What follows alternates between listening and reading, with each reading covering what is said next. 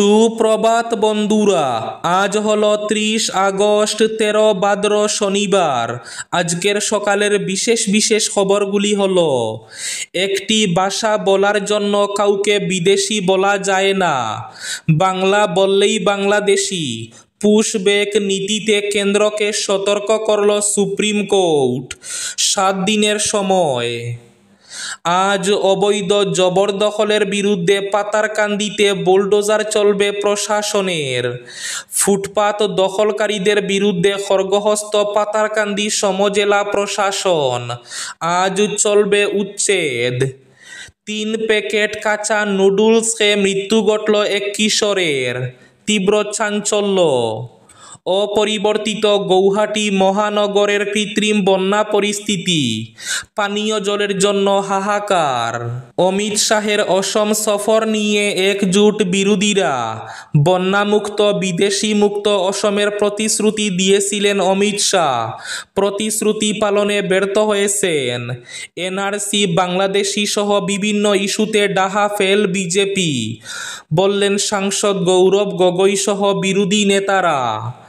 রিলায়েন্স জিওর বড় ঘোষণা, শেয়ার বাজারে জোয়ার আসছে, 2026-এর শুরুতেই জিও আইপিও, ঘোষণা মুকেশ আম্বানির। কাসার কলেজ মারপিট কাণ্ড, শিলচরে কংগ্রেসের প্রতিবাদ। আলোয় আলোয় সেজে উঠছে শিলচর রাঙ্গিরখাড়ির নেতাজি পয়েন্ট। আগামীকাল উন্মোচনে আসছেন মুখ্যমন্ত্রী হিমন্ত বিশ্ব শর্মা। শিলচর শহরে মধ্যরাতে টিএসআই সহ পুলিশ বাহিনীর তাণ্ডব, অভিযানে গিয়ে আক্রান্ত পুলিশও। প্রধানমন্ত্রী নরেন্দ্র মোদীকে নিয়ে অশালীন মন্তব্যকে ঘিরে বিজেপি কংগ্রেস মুখোমুখি সংঘর্ষে রণক্ষেত্র পাটনা। কোটি কোটি টাকা খরচে নির্মিত ফ্লাইওভার বদরপুরে আজও অচল। হাইলাকান্দিতে স্কুটি পাচ্ছেন 258 জন কমিউনিটি ক্যাডার। পুজোর আগে শ্রীভূমি তথা করিমগঞ্জের সড়ক সংস্কার না হলে মন্ত্রী বিধায়কদের ঘেরাও করার হুমকি কংগ্রেসের। এবং থাকবে আজকের বরাক উপত্যকার 3 জেলার আবহাওয়ার খবর।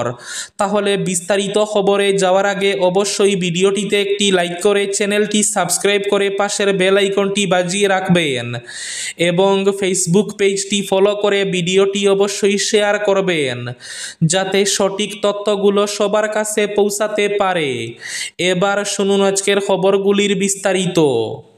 প্রথম খবর, একটি ভাষা বলার জন্য কাউকে বিদেশি বলা যায় না, বাংলা বললেই বাংলাদেশি, পুশব্যাক নীতিতে কেন্দ্রকে সতর্ক করল সুপ্রিম কোর্ট।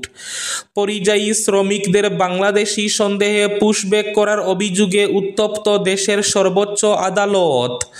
অন্তঃসত্ত্বা সোনালী বিবি ও তার পরিবারকে বাংলাদেশে পাঠিয়ে দেওয়ার ঘটনায় কেন্দ্রের ভূমিকা নিয়ে প্রশ্ন তুলল সুপ্রিম কোর্ট। শুক্রবার শুনানিতে বিচারপতি সূর্যকান্ত, জয়মাল্য বাগচি এবং বিচারপতি বিপুলের পঞ্চলির বেঞ্চ জানায়, ভাষার ভিত্তিতে নাগরিকত্ব নির্ধারণ করা যায় না। বাংলাদেশের সঙ্গে ভারতের দীর্ঘদিনের সাংস্কৃতিক যুগের প্রসঙ্গ তুলে বিচারপতি বাগচি বলেন, আমেরিকার মতো করবেন না, আমাদের মাথায় রাখতে হবে বাংলাদেশের সঙ্গে আমাদের ঐতিহাসিক ও সাংস্কৃতিক সম্পর্ক রয়েছে। তিনি আরও বলেন, দেশের সম্পদ সংরক্ষণ যেমন জরুরি তেমনি মানবিক দৃষ্টিভঙ্গিও প্রয়োজন। এই মামলার পরবর্তী শুনানি আগামী 11 সেপ্টেম্বর। তবে শুক্রবারের পর্যবেক্ষণে সুপ্রিম কোর্ট স্পষ্ট করে দিয়েছে, সাংস্কৃতিক সংযোগের বাস্তবতা ভুলে গিয়ে কোনো পুশব্যাক নীতি গ্রহণ করা উচিত নয়। মানবিকতা এবং আইন দুইয়ের ভারসাম্য রক্ষা করেই সিদ্ধান্ত নিতে হবে। এই ঘটনার পরিপ্রেক্ষিতে কেন্দ্রের কাছে স্ট্যান্ডার্ড অপারেটিং প্রসিডিওর চেয়ে 7 দিনের মধ্যে হলফনামা জমা দেওয়ার নির্দেশ দিয়েছে সুপ্রিম কোর্ট। ভাষা পরিচয় ও নাগরিকত্বের জটিল প্রশ্নে এই মামলার রায় হতে পারে এক গুরুত্বপূর্ণ দৃষ্টান্ত। আজ পাতারকান্দিতে অবৈধ জবরদখলের বিরুদ্ধে বুলডোজার চলবে প্রশাসনের, উচ্ছেদ অভিযান। বিলম্ব হলেও শেষ পর্যন্ত জবরদখলের বিরুদ্ধে কঠোর পদক্ষেপ নিল পাতারকান্দি সমজেলা প্রশাসন। শহর এলাকার ফুটপাত জবরদখল মুক্ত করতে কয়েক ঘন্টার সময়সীমা বেঁধে দিয়ে নোটিশ জারি করেন সার্কুল অফিসার। আজ অবৈধ জবরদখলের বিরুদ্ধে বুলডোজার চলবে প্রশাসনের। শুক্রবার মুখ্যমন্ত্রীর সফরের প্রাক মুহূর্তে মাইকিং করে স্থানীয় প্রশাসনের তরফে জবরদখলের বিরুদ্ধে কড়া নির্দেশ জারি করা হয়েছে। পাতারকান্দিতে স্বেচ্ছায় অবৈধ ফুটপাত ছেড়ে দেওয়ার আহ্বান জানানো হয়েছে। রাত 12টার মধ্যেই ফুটপাত ও সরকারি জমি দখলমুক্ত না করলে শনিবার সকাল থেকে জোরদার উচ্ছেদ অভিযান চলবে বলে জানিয়ে দিয়েছে পাতারকান্দি সার্কুল প্রশাসন। প্রসঙ্গত, পাতারকান্দির ব্যস্ততম শহর এলাকায় দীর্ঘদিন থেকে অসাধু চক্র সড়কের ফুটপাত দখল করে সাধারণ পথচারী এবং সাধারণ যানবাহন চলাচলে ব্যাঘাতের সৃষ্টি করছে। অসাধু চক্রের দৌরাত্মে প্রায়ই শহর এলাকায় সৃষ্টি হয় যানজটের। গতকাল সন্ধ্যায় এ মর্মে সমজেলা প্রশাসনের পক্ষ থেকে মাইক যুগে জানিয়ে দেওয়া হয়েছে, রাত 12টার মধ্যে অবৈধ ফুটপাত দখলকারীরা যাতে স্বেচ্ছায় নিজেদের দোকানপাট রাস্তা থেকে সরিয়ে নেয়, অন্যথায় পরবর্তীতে এদের বিরুদ্ধে আইন অনুযায়ী ব্যবস্থা গ্রহণ করা হবে। এদিকে আগামী সোমবার পাতারকান্দিতে নামার কথা রয়েছে মুখ্যমন্ত্রী হিমন্ত বিশ্ব শর্মার হেলিকপ্টার। তাই মুখ্যমন্ত্রীর সফরের আগেই জঞ্জাল মুক্ত করতে তাৎক্ষণিক পদক্ষেপ গ্রহণ করেছে সমজেলা প্রশাসন। 3 প্যাকেট কাঁচা নুডলস খেয়ে মৃত্যু ঘটল এক কিশোরের। 3 প্যাকেট কাঁচা রেমেন অর্থাৎ নুডলস একসঙ্গে খেয়ে ফেলায় মৃত্যু হলো এক কিশোরের। মিশরের কায়রোর ঘটনা। এক 13 বছরের ছেলেকে প্রাণ দিতে হলো শুধুমাত্র 3 প্যাকেট কাঁচা ইনস্ট্যান্ট নুডলস খাওয়ার জন্য। চিকিৎসকরা বলছেন, সোশ্যাল মিডিয়ায় ট্রেন্ড মেনে এমন ঝুঁকি নিলে অল্প বয়সীদের এমন বিপদ আরও হতে পারে। ঘটনাটি ঘটেছে 25 আগস্ট কায়রোর এলমার্ক জেলায়। পুলিশের রিপোর্ট অনুযায়ী ওই কিশোর সোশ্যাল মিডিয়ায় জনপ্রিয় হওয়া একটি চ্যালেঞ্জে অংশ নিতে গিয়ে একসঙ্গে 3 প্যাকেট ইনস্ট্যান্ট রেমেন ম্যাগি কাঁচাই খেয়ে ফেলে। কিন্তু মাত্র আধ ঘন্টার মধ্যে হয়ে ভয়াবহ অবস্থা। পেট মুচড়ানো, ব্যথা, বমি, গাম আর অসহ্য যন্ত্রণায় ছটফট করতে করতে শেষমেশ প্রাণ যায় তার। প্রথমে সন্দেহ করা হয়েছিল হয়তো নুডলসে বিষাক্ত কিছু ছিল বা সংরক্ষণের সমস্যা হয়েছিল, কিন্তু পুলিশ বিক্রয় কেন্দ্র থেকে সংগ্রহ করা প্যাকেট পরীক্ষা করে দেখে তাতে কোনো সমস্যা নেই। অটপসির রিপোর্টে ধরা পড়ে আসল কারণ। অত্যাধিক কাঁচা নুডলস খাওয়ার জেরে অন্ত্রে হঠাৎ জটিলতা দেখা দেয়। সম্ভবত মারাত্মক ব্লকেজ তৈরি হয়েছিল। চিকিৎসকদের মতে ইনস্ট্যান্ট নুডলস তৈরি করা হয় রান্না করে খাওয়ার জন্য। কাঁচা খেলে, বিশেষ করে একসঙ্গে বেশি খেলে, তা অন্ত্রে ফুলে গিয়ে মারাত্মক সমস্যা তৈরি করতে পারে। সেই সঙ্গে মশলার শেষে গুলি তেল ও গুঁড়ো মশলা হজমের পথে বাড়তি জ্বালা তৈরি করে, ফলে অবস্থার দ্রুত অবনতি হয়। কেন্দ্রীয় স্বরাষ্ট্রমন্ত্রী অমিত শাহের অসম সফর নিয়ে একজোট রাজ্যের বিরোধীরা। বন্যামুক্ত, বিদেশিমুক্ত অসমের প্রতিশ্রুতি দিয়েছিলেন অমিত শাহ।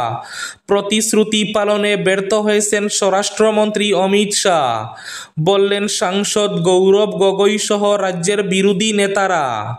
কেন্দ্রীয় স্বরাষ্ট্রমন্ত্রী কি গৌহাটিতে বন্যার পরিস্থিতি দেখেছেন নাকি? প্রশ্ন গৌরব গগৈর। এনআরসি, বাংলাদেশি সহ বিভিন্ন ইস্যুতে ডাহা ফেল হয়েছে বিজেপি। সাংসদ গৌরব গগৈ বিজেপির কাছে দাবি রাখেন, অসমের বন্যাকে জাতীয় সমস্যা হিসাবে ঘোষণা করা হোক। প্রধানমন্ত্রী নরেন্দ্র মোদীকে নিয়ে অশালীন মন্তব্যকে ঘিরে বিজেপি কংগ্রেস মুখোমুখি সংঘর্ষে রণক্ষেত্র পাটনা। রাহুল গান্ধীর ভোটার অধিকার যাত্রায় প্রধানমন্ত্রী নরেন্দ্র মোদী এবং উনার প্রয়াত মা হীরাবেন মোদীকে নিয়ে অশালীন মন্তব্যের জেরে রণক্ষেত্র পাটনা। শুক্রবার এই ঘটনাকে কেন্দ্র করে পাটনার রাস্তায় মুখোমুখি সংঘর্ষে জড়ান কংগ্রেস বিজেপি সমর্থকরা।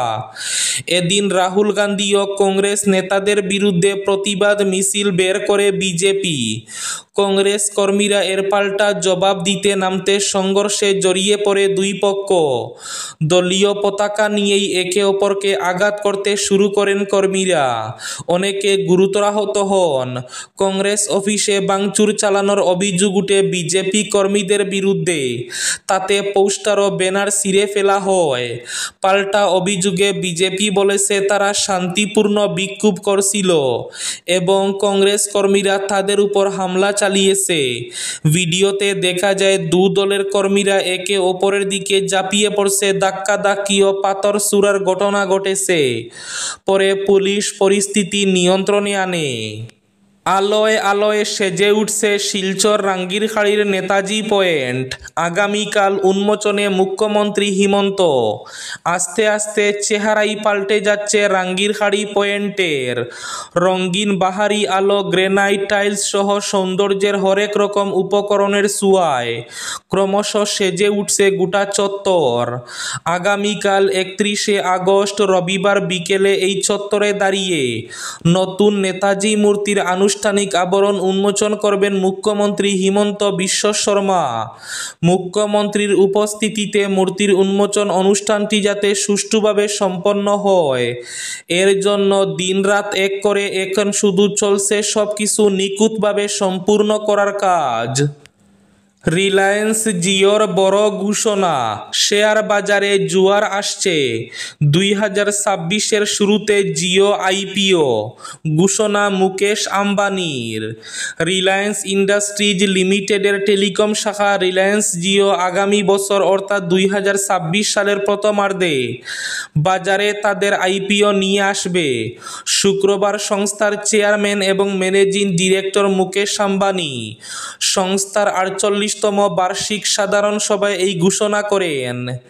তিনি বলেন, আজ এটা ঘোষণা করতে পেরে আমি গর্বিত যে জিও তার আইপিও আনার জন্য সমস্ত রকম ব্যবস্থা করছে। প্রয়োজনীয় সমস্ত অনুমোদন সাপেক্ষে এই গ্রুপটি 2026 সালের প্রথমার্ধের মধ্যে জিওকে বাজারে তালিকাভুক্ত করার লক্ষ্য রেখেছে। এদিন বার্ষিক সাধারণ সভায় মুকেশ আম্বানি জানান, জিও 10 বছর পূর্ণ করার আগে 50 কোটি গ্রাহক সীমা ছাড়িয়ে গিয়েছে। এখন থেকে মাত্র এক সপ্তাহ পরে জিও জাতির সেবায় তার 10 বছর পূর্ণ করবে। পিছনে ফিরে তাকালে এই বছরগুলি ভারতের ডিজিটাল ইতিহাসের সবচেয়ে গৌরবময় অধ্যায় ছিল। কোটি কোটি টাকা খরচে নির্মিত বদরপুর রেলগেট ফ্লাইওভার ব্রিজ আজও যাত্রীদের কোনো কাজে আসছে না। অবৈজ্ঞানিক নকশা এবং বিভাগীয় ইঞ্জিনিয়ারদের অদূরদর্শিতার কারণে নির্মাণের কয়েক বছরের মধ্যে ফ্লাইওভারটি চলাচলের অযোগ্য হয়ে পড়ে। বর্তমানে রেল বিভাগ ব্রিজটিতে যাতায়াত পুরোপুরি বন্ধ করে দিয়েছে। উত্তর পূর্ব সীমান্ত রেলের বদরপুর সাব ডিভিশনের অধীন রেল কলোনি থেকে বাজারে যাতায়াতের জন্য নির্মিত এই ফ্লাইওভারটি স্থানীয় মানুষের দীর্ঘদিনের দাবি ছিল, কিন্তু রেল কর্তৃপক্ষের চরম অবহেলা এবং পরিকল্পনার গাফিলতিতে কোটি টাকার এই পরিকাঠামো আজ ব্যবহারহীন অবস্থায় পড়ে রয়েছে। পুজোর আগে শ্রীভূমি তথা করিমগঞ্জের সড়ক সংস্কার না হলে মন্ত্রী বিধায়কদের ঘেরাও করার হুমকি কংগ্রেসের। NHIDCL কার্যালয়ে ঘেরাও শ্রীভূমিতে। পুজোর আগে সংস্কার না হলে মন্ত্রী বিধায়কদের ঘেরাও করার হুমকি কংগ্রেসের।